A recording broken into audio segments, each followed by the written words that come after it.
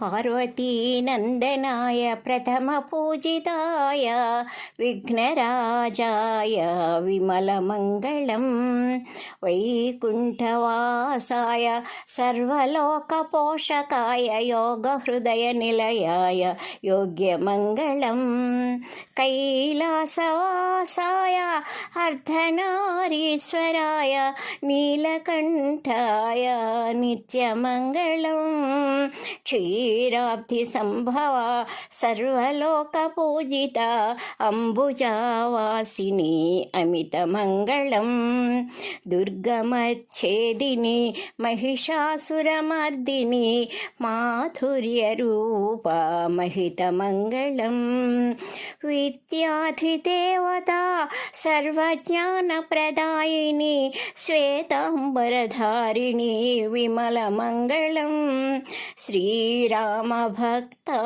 मारुतात्मजाय सर्वफलप्रदाय सर्वमङ्गलं सर्वफलप्रदाय सर्वमङ्गलम्।